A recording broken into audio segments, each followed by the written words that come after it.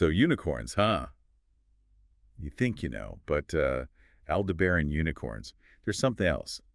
We're diving into the wonders of magical creatures. Volume 52, by the way. That's right. It's a whole different perspective. Yeah, forget rainbows and glitter. This is, well, it's a deep dive. It really is. And this book's like the ultimate guide to these creatures. They're not just symbols of purity. Right. Not just one type either. No, not at all. We're talking like a whole hierarchy. Different types, each with their own thing. Dog breeds, right. Exactly. Like you've got your Labradors, your Poodles, unicorns are the same. Sylvan, black, sea, material. And don't forget the Hellfire unicorns. Talk about metal. Oh, absolutely. And each one, totally unique, magically speaking. But the blood, or I guess in some cases, life force. Yeah. That's the key. Yeah.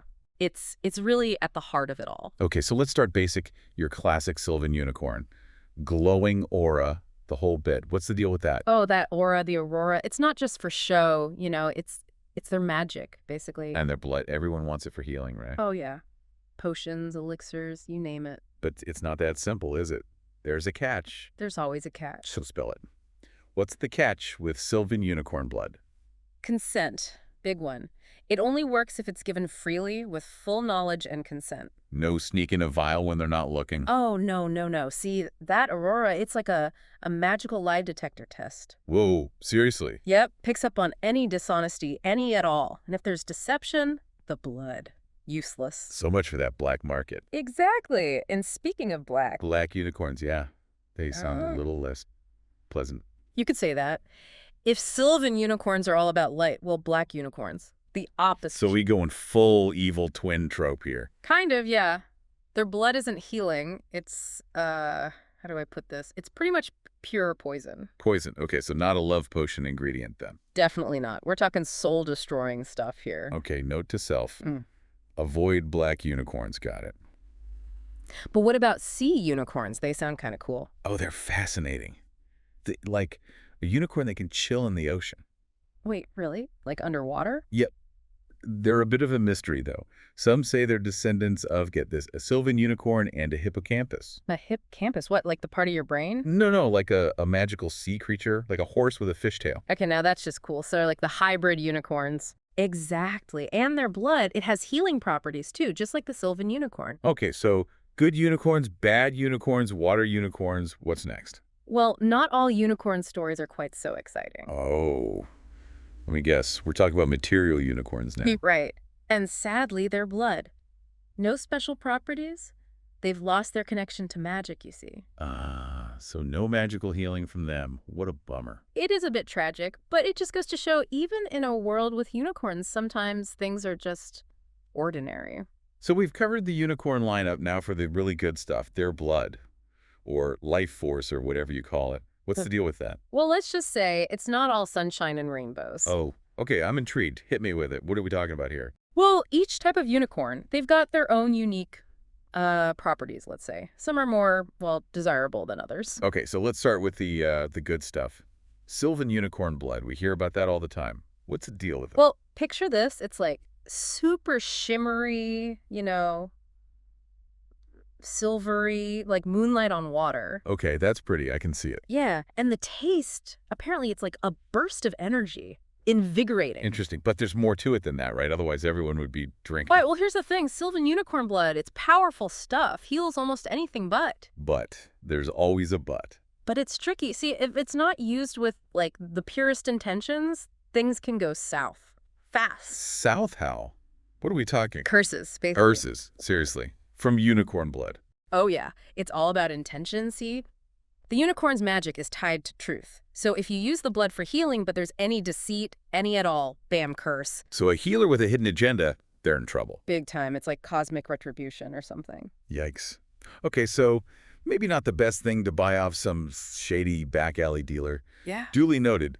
What about black unicorns then? Their blood can't be good, right? Oh, black unicorn blood is bad news. We're not talking healing here. It's basically pure darkness. Like literally dark. Pretty much. Thick, oily, almost black. And instead of healing, it corrupts, amplifies everything bad. Okay, that sounds rough. So no magical healing properties there? None whatsoever. Unless you're into some seriously dark curses. Right, no thanks. I think I'll stick with my herbal tea. Okay, let's lighten the mood a little. Yeah. What about sea unicorns? Their blood has to be better than that, right? Oh, sea unicorn blood is, it's interesting. It's actually pretty similar to Sylvan unicorn blood visually. Really? So what, shimmery and silver-like? Yeah, but with a tinge of blue, like a really light aquamarine. Okay, that's kind of cool. And the taste? Don't tell me it tastes like seawater. Some say it tastes like a wave crashing on your tongue. I don't know how I feel about that.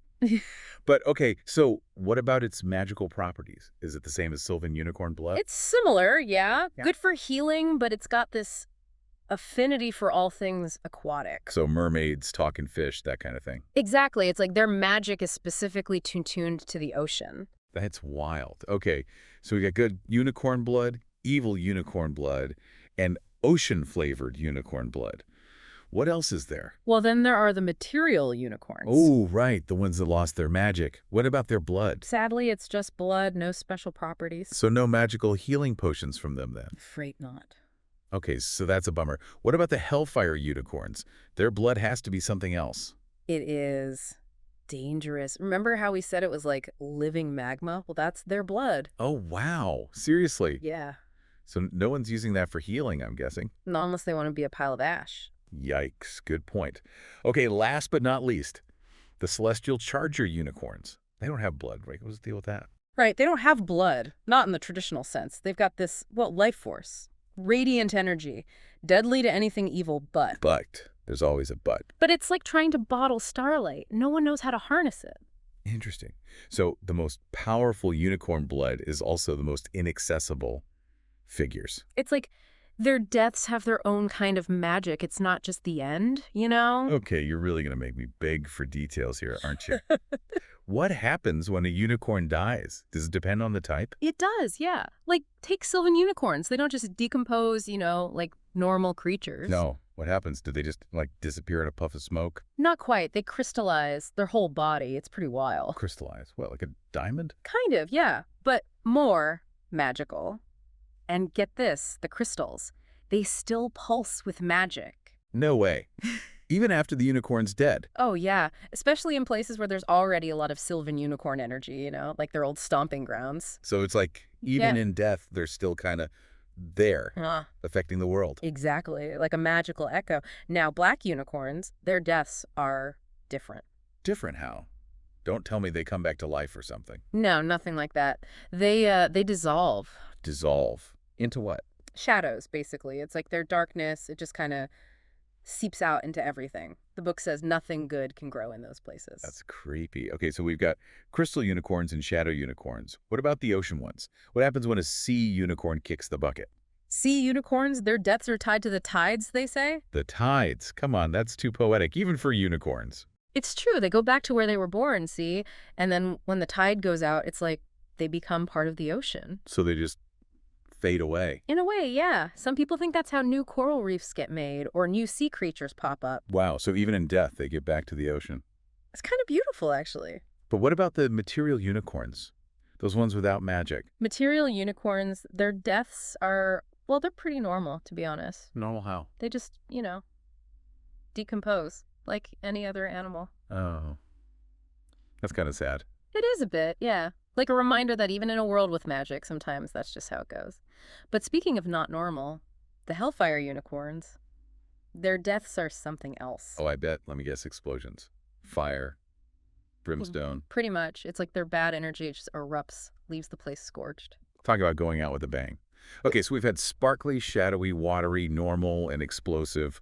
What about the Celestial Chargers? How do they top that? Celestial Charger depths. Now, those are something special. Remember all that radiant energy they're made of? Yeah, the stuff no one can bottle. Right, well, when they die, it's like it all gets released at once. This wave of light What does it do? heals the sick, mends broken souls, even scares away the darkness. It's like the ultimate act of good. Wow. Okay, now that's what I call a legacy. So we've gone from good unicorns to bad unicorns, from healing blood to exploding corpses. That's a lot to take in. What's the takeaway here? What have we learned? I think it just goes to show magic is everywhere in this universe. And it yeah. touches everything, even death. It's all connected. Well said. Well, folks, there you have it, unicorns. Even weirder and more wonderful than you probably imagine. Until next time, keep exploring. And maybe think twice before you try to snag a vial of unicorn blood. You never know what you're going to get.